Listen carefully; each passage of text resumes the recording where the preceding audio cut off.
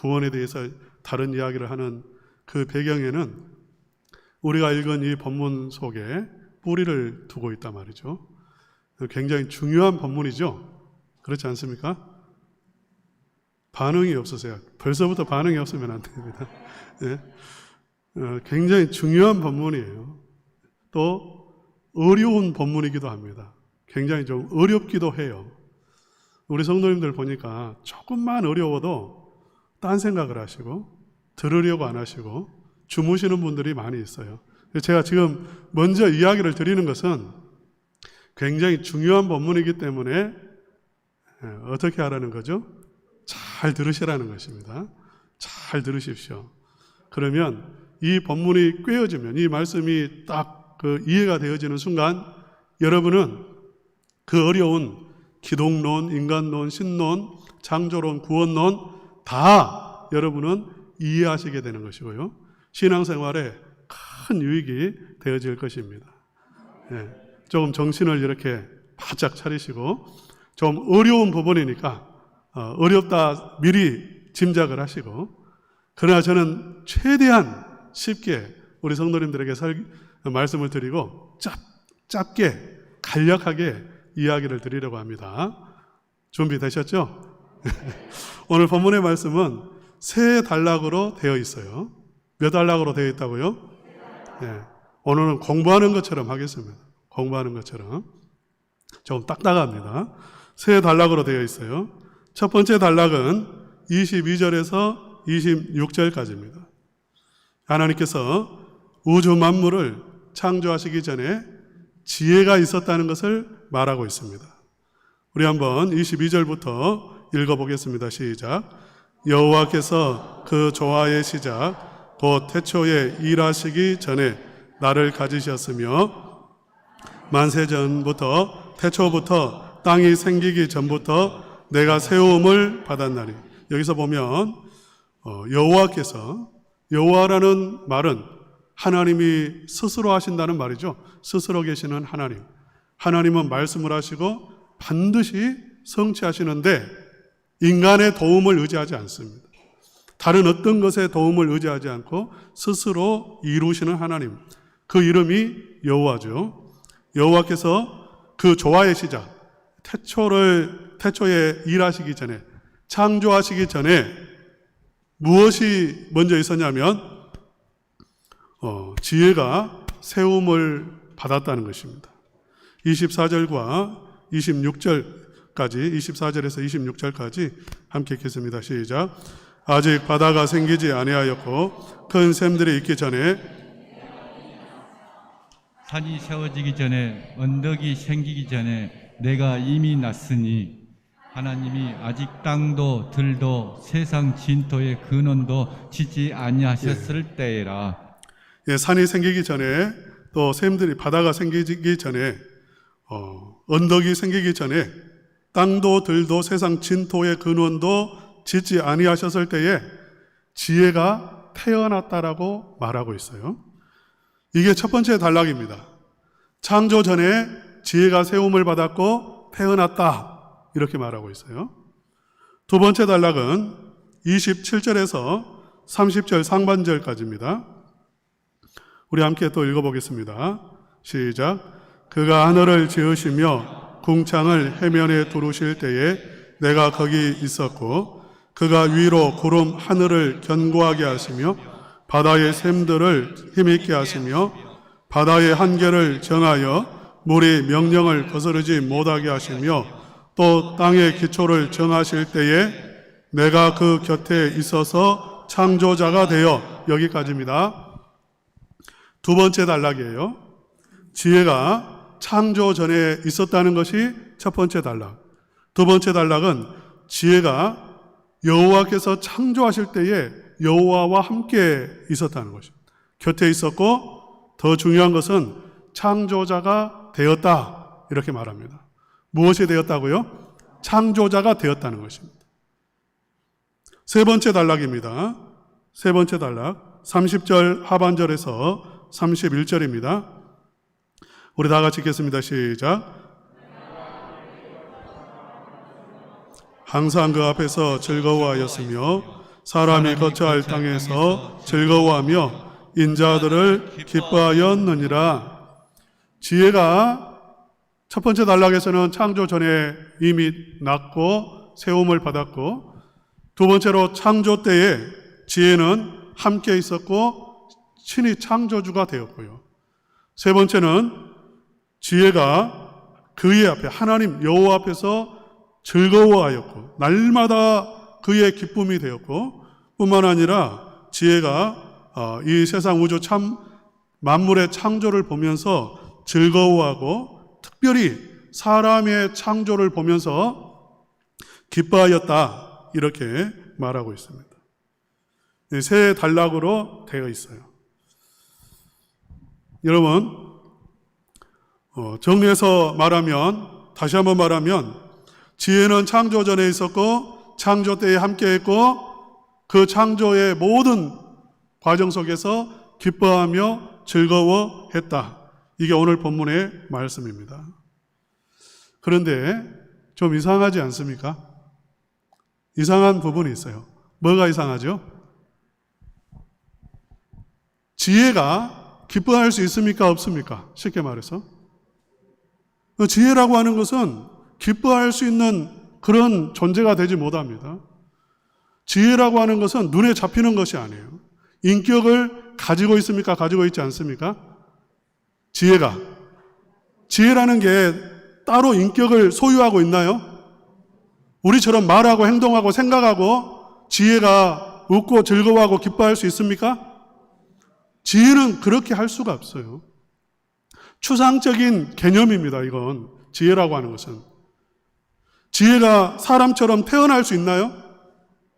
지혜가 창조주가 될 수 있습니까? 그럴 수 있어요, 없어요? 제가 어렵다고 했잖아요. 어려운 이유가 바로 여기에 있습니다. 도대체 이 지혜가 뭔가 하는 거죠. 우리가 아는 지혜는 이런 지혜가 아니잖아요. 그렇습니까? 안 그렇습니까? 분명히 우리가 아는 지혜는 내가 이렇게 생각을 해가지고 그 생각 속에 머무는 어떠한 것, 어떤 정보, 지식, 어떤 생각, 그게 지혜인데 지금 이 성경에서 말하는 지혜는 완전히 다른 개념이라고요. 사람처럼 말하고 행동하고 생각을 해요. 하나님처럼 창조를 해요. 또 사람처럼 태어나기도 했어요. 그러니까 잠언서는 이 지혜의 정체를 아는 것이 가장 중요한 핵심입니다. 그리고 지금 아까 인간론이나 신론이나 창조론, 기독론, 구원론 다 지혜에 관한 거예요. 이 비밀이 풀려져야 하는 거죠. 먼저 우리는 이렇게 생각을 해볼 수 있어요. 지혜를 강조하고 있지 않습니까? 잠언서에는 특별히 지혜를 말하고 있어요. 지혜가 있어야 된다. 지혜가 생명이다. 지혜를 가지면 부귀 영화가 따라온다. 그렇게 지혜를 강조하고 있기 때문에 지혜를 좀 더 우리가 현실감 있게 느끼고 중요성을 깨닫고 그 지혜를 확실하게 이해하기 위해서 의인화시켰다라고 우리가 얼핏 생각해 볼 수가 있죠. 문학적인 기법이지 않습니까? 강조하기 위해서, 좀 더 실감나게 하기 위해서 그 의인화하는 거예요. 문학적으로. 그러니까 산에게 들으라 이렇게 말을 하는 경우가 있습니다. 성경에도 그래요. 산이 귀가 있습니까? 생각이 있습니까? 들을 수 있습니까? 들을 수 없잖아요. 그런데 산을 향해서 네가 좀 들어봐라 이렇게 말을 한다고요. 하나님이 답답하니까, 사람이 못 들으니까 산을 향해서 그렇게 말을 해요. 그건 문학적인 표현이에요. 실제로 귀가 있어서 그런 게 말하는 게 아니라 우리 답답한 인생들에게 하나님이 하시는 말씀이죠. 그런데 오늘 본문의 이 말씀, 지혜를 향해서 하는 말씀은 문학적인 표현이 아니에요. 문학적인 표현이라고 하면 우리가 쉽게 넘어갈 수 있는 부분입니다. 아, 그렇구나. 그렇게 생각할 수 있는데 실제로 이건 지혜가 실제로 태어났어요. 지혜가 실제로 창조했어요. 지혜가 실제로 기뻐했단 말이에요. 이게 문제죠. 이해하기가 어려운 부분이죠. 어떻게 지혜가 말하고 행동하고 기뻐하고 창조하고 태어날 수가 있는가? 여기서 말하는 지혜는 우리가 아는 지혜가 아니라 예수님을 말하는 것입니다. 누구를 말한다고요? 예수님을 말하는 거예요. 뜬금없이 예수님을 말하니까 여러분 좀 비하기 심하다라고 느끼실지 모르겠지만 성경 전체를 놓고 보면 이 부분이 명확하게 드러납니다. 성경 전체, 이 성경이라고 하는 것은 처음부터 끝까지 요한계시록까지 창세기부터 하나의 완벽한 구조를 갖추고 있습니다. 여기서 이 말하고 저기서 다른 말하고 그러지 않아요. 1400년 동안 쓰여졌지만 정확하게 같은 이야기를 하고 있어요. 그래서 성경 전체를 놓고 보면 여기서 말하는 지혜는 우리가 인간들이 아는 지혜가 아니라 예수님을 말하고 있다는 것을 확실하게 깨달을 수가 있죠. 그래서 예수님을 이렇게 대입을 해서 다시 한번 이제 첫 번째 단락부터 두 번째, 세 번째 단락을 다시 한번 살펴보도록 하겠습니다. 우리 한번 다시 24절과 25절과 26절을 먼저 한번 읽어보도록 하겠습니다. 다 같이 함께 읽겠습니다. 시작. 아직 바다가 생기지 아니하였고 큰 샘들이 있기 전에 내가 이미 났으며 산이 세워지기 전에 언덕이 생기기 전에 내가 이미 났으니 하나님이 아직 땅도 들도 세상 진토의 근원도 짓지 아니하셨을 때에라. 여기서 지혜는 예수님을 말한다고 했으니까요. 예수님이 이렇게 말씀하시는 거죠. 내가 이 세상 우주 만물이 창조되기 전에, 지어지기 전에 내가 태어났다. 이렇게 말합니다. 예수님이 태어났다라고 말해요. 누구에게 태어났을까요? 예수님이 누구에게 태어나셨죠? 누구에게 나셨습니까? 하나님에게 태어나셨습니다. 예수님이 하나님에게서 나셨다 그 말이에요. 저를 이단처럼 보지 마세요. 자꾸 이 삼위일체를 말하면 우리 성도님들이 나를 좀 이상한 사람으로 보시는 것 같아요. 우리의 신앙의 표준인 웨스트민스터 신앙 고백서 제2문에 삼위일체 하나님을 말하고 있는데 그 2문 3장에 이렇게 되어 있습니다. 성자는 성부로부터 나시고 성령은 성부와 성자로부터 나오신다. 이렇게 되어 있어요. 할렐루야. 성령은 나오시고 성자는 나셨다. 그렇게 말하고 있습니다. 할렐루야. 기억하셔야 돼요. 내가 이단입니까? 이단이 아닙니까? 네, 이단 아닙니다. 절대로. 예수님은 하나님으로부터 나셨어요. 독생자라고 말합니다. 그래서 독생하신 하나님 이렇게 말해요. 그런데 여기서 나셨다는 말은 우리가 아는 아버지, 엄마의 뱃속에서 태어난 그 출생을 의미하지는 않습니다. 예수님도 똑같은 하나님이세요. 예수님이 하나님이 만들어 가지고 예수님이 되신 게 아닙니다. 처음부터 성부와 똑같이 하나님이세요. 그런데 나셨다라고 그렇게 말합니다. 여기서 나셨다라고 하는 이유는 여러 가지 의미가 있습니다만은 그 가운데 하나가 뭐냐면 하나님 안에 계셨다 그 말이에요. 할렐루야. 성자는 하나님 안에 계셨어요. 성령도 하나님 안에 계셨어요. 물론 성부도 성자 안에 성령 안에 계십니다. 그러나 이 삼위일체 속에서 성자는 하나님 안에 계십니다. 그리고 그 하나님으로부터 하나님 아버지 성부로부터 성자는 나오십니다. 자기를 드러내신다 그 말입니다. 할렐루야. 엄마 뱃속에 있는 아이가 어떻게 생겼는지 알지 못해요. 드러나지 않았습니다. 태어나면 알아요. 아, 참 잘생겼구나. 예쁘구나. 눈이 쌍꺼풀이구나. 압니다. 그것처럼 오직 성자 하나님은, 예수님은 하나님 아버지로부터 나오시고 하나님 아버지 안에 거하시고 하나님 안에서 활동하신다고. 그것이 제2 표현은 무한하게 부족한 표현입니다. 앞으로 좀 더 설명을 하겠습니다. 지금 그것을 이야기하고 있는 거예요. 두 번째, 첫 번째 단락 두 번째입니다. 우리 한번 22절과 23절 읽어보겠습니다. 시작.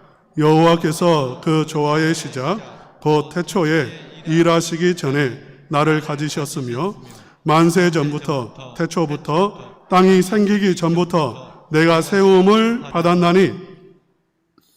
하나님이 이 성자 하나님 예수님을 일하시기 전에 가지셨다 그 말은, 가졌다 그 말은 원문으로는 본문의 속에서는 어떤 뜻이냐면 세우셨다 그 말입니다. 세우셨어요. 나를 세우셨어요. 그리고 23절에도 내가 세움을 받았다라고 했는데, 여기서 세움을 받았다는 것은 기름을 부어서 임명했다는 것입니다. 하나님이 마치 왕을 임명하듯이 성자를, 지혜이신 성자를 임명하셨어요. 무엇으로 임명하셨냐면 창조주로 임명하셨습니다.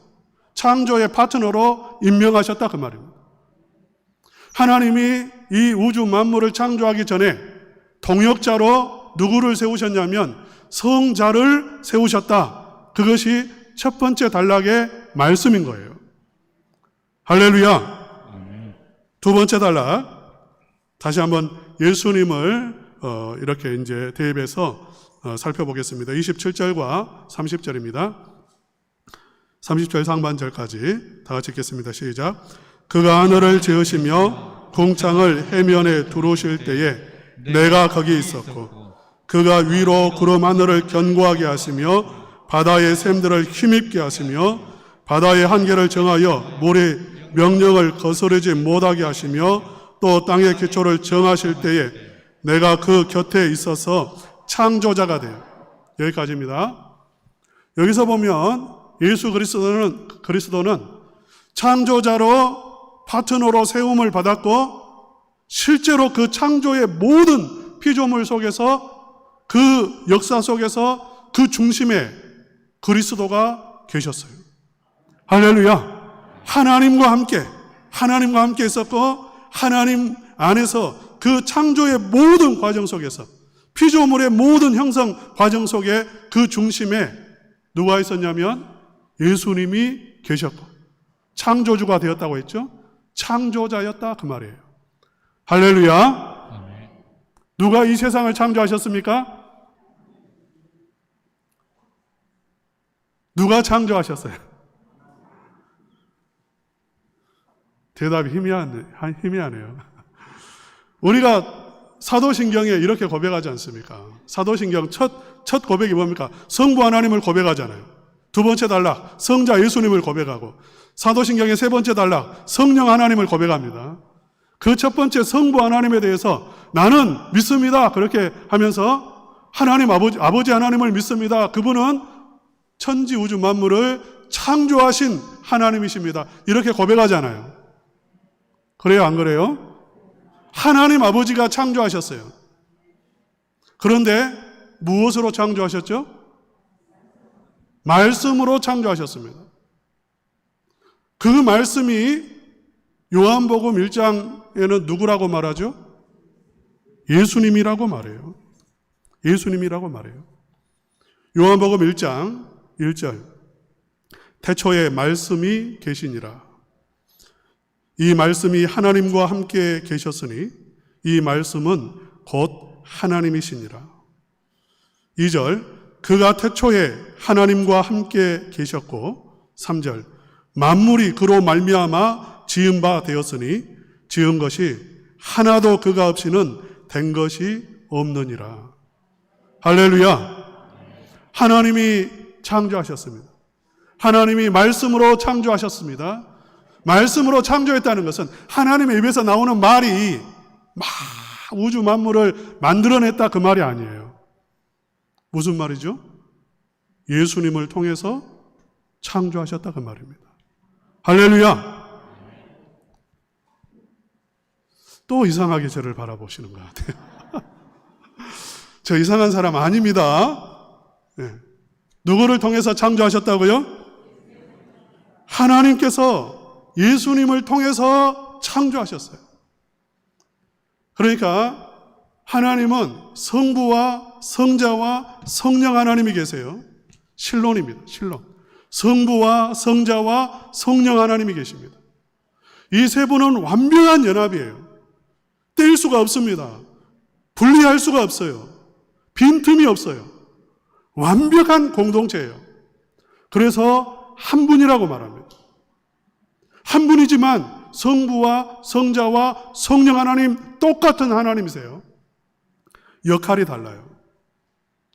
성부 하나님은 창조에 있어서 오늘 본문에 나오는 창조에 있어서 이 우주 모든 만물을 계획하시고 창조하시기로 작정하시고 빛이 있으라 말씀하시고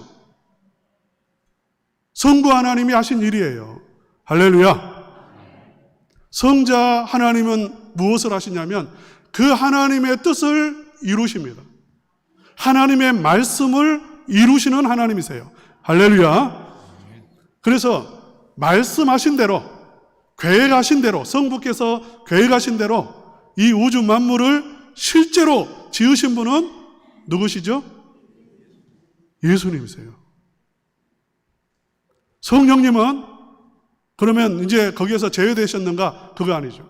그 모든 과정 속에서 창세기 1장 2절에 땅이 온돈하고 공허함이 흑암이 깊음 속에 있었을 때에 하나님의 신은 수면 위에 운행하셨다라고 했습니다. 성령 하나님을 말하는 거예요. 성령님은 품고 계셨어요. 지금도 성령 하나님은 이 우주 만물을 지키시고 또한 품고 계십니다. 유지하고 계세요. 할렐루야. 성삼위 하나님이 함께 하시는 거예요. 전에 어떤 분이 이렇게 건물을 이렇게 바라보면서 저 건물 내가 지었다고 그렇게 말하더라고요. 건물을 자기가 지었대요. 내가 봤을 때 돈이 있는 분이 아닌데 그 엄청난 아파트를 자기가 지었대요. 어떻게 지셨습니까? 하니까 거기에 창틀 공사를 하신 거예요. 창틀 공사를 했는데 항상 그분은 저 아파트는 내가 지었다라고 말을 해요. 창세기 1장은 어떻게 보면 성부 하나님의 관점에서 기록을 하고 있어요. 오늘 본문에서는 성자 예수님의 관점에서 창조의 그 비하인드 스토리를 우리에게 말하는 것처럼 느껴져요. 우리가 하나님 아버지가 천지를 창조하셨다라고 했을 때에 하나님께서 모든 것을 계획하시고 섭리하시고 또 이 창조를 주관을 하셨습니다. 그렇기 때문에 하나님 아버지의 창조를 이야기하고 있습니다만은 성부가 죄된 게 아니고 성자가 죄된 게 아니에요.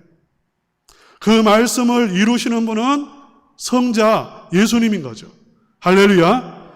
오늘도 하나님은 우리에게 말씀으로 다가오십니다. 말씀으로 찾아오십니다. 할렐루야. 믿습니까?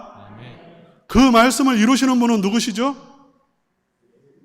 예수 그리스도입니다. 깨닫게 하시는 분은 누구시죠? 성령님이십니다. 믿습니까? 만약 여러분이 말씀을 지금 선포되는 말씀, 여러분이 읽으시는 말씀, 여러분이 한 말씀이라도 붙잡으시면 성령께서 성자 예수님께서 그 말씀이 여러분의 인생에서 성취되게 해 주신다고요. 믿습니까? 아멘. 그 말씀을 붙잡으셔야 돼요. 마지막 세 번째로 예수님은 기쁨의 원천이 되십니다. 30절 하반절에서 31절 우리 함께 읽겠습니다. 시작. 날마다 그의 기뻐하신 바가 되었으며 항상 그 앞에서 즐거워하였으며 사람이 거처할 땅에서 즐거워하며 인자들을 기뻐하였느니라. 아멘. 여러분, 아까 성삼위 하나님을 이야기했습니다. 하나님은 말씀하시는 하나님이시고 그 말씀, 그 약속, 그 모든 것을 성취하시는 분은 예수님이시라고 했습니다. 구원의 모든 계획도 누가 성취하시죠? 예수님이 성취하신 거예요. 할렐루야. 아멘. 그것을 효과적으로 깨닫게 해주시는 분은 성령님이시고요. 예수님이 성취하신다고요. 그러니까 이것을 아는 것, 지금 이 비밀을 이야기하고 있는 것입니다. 지혜라고 하는 것은 무엇이냐? 하나님이 예수님을 통해서 창조하신 것처럼 예수님을 통해서 오늘 지금 이 순간에도 일하시고 계시고 역사하시고 우리의 구원을 이루시고 완성하신다는 것, 그것을 아는 게 지혜고 신론이고 기독론이고 구원론이고 인간론이에요. 믿습니까? 아멘. 예수님은 하나님 안에서 그 하나님의 뜻을 이루시는데 기쁨으로 사역을 하셨습니다. 그러니까 하나님 안에서 기뻐하셨고 피조물의 하나하나 형성 과정에서 기뻐하시고 찬양하시고, 여기서 기뻐했다는 것은 마치 미친 듯이요. 다윗이 바지가 벗겨졌잖아요. 법궤가 들어올 때에, 예루살렘에 들어올 때에 얼마나 황홀해서 춤을 추어버렸냐면 옷이 벗겨져 버릴 정도였어요. 미친 듯이 춤을 추며 기뻐했어요. 그 단어가 오늘 이 단어입니다. 기뻐했다는 단어예요. 성자 예수님이 이렇게 기뻐하셨다는 거예요. 인간의 창조를 보면서 기뻐하셨다는 거예요. 이 이야기를 기록하고 있는 것은 무엇이냐면 바로 이 기쁨의 근원이시고 기뻐하시는 예수 그리스도 안에 있는 이 기쁨, 그것을 예수님을 소유한 자, 지혜를 소유하는 자에게 이 기쁨이 주어진다는 거죠. 다른 말로 하면 예수님을 소유하면 그 인생의 재창조가 이루어지고요, 그의 삶이 아름답게 변화되어지고 모든 영광스러운 역사들이 인생 속에서 나타난다는 것을 말씀을 하고 있는 것입니다. 할렐루야. 아멘. 잠언서에서 지혜를 강조하고 그렇게 지혜를 이야기하고 있는 이유가 바로 이거예요. 어떤 인간의 처세술을 네가 배워라 그 말 아닙니다. 하나님이 예수님 안에서 창조하셨듯이 예수님 안에서 구원하시고 하나님이 오늘 우리에게 말씀하시는데 그 말씀을 예수님을 통해서 성취한다는 것을 깨달아서 기쁨이 충만한 삶을 살라는 것이고요, 영광스러운 삶을 살라고 하는 것입니다. 할렐루야. 아멘. 제가 칼럼에 이런 글을 썼습니다. 최고의 노후 대책이 무엇인가? 여러분, 최고의 노후 대책이 뭐죠? 요즘은, 예전에는 한 60대, 50대가 넘어야 노후를 생각했습니다. 그 전에는 정말 하루하루 벌어먹기도 힘든데, 당장 올 한 해를 살기가 어려운데 노후가 무슨 노후입니까?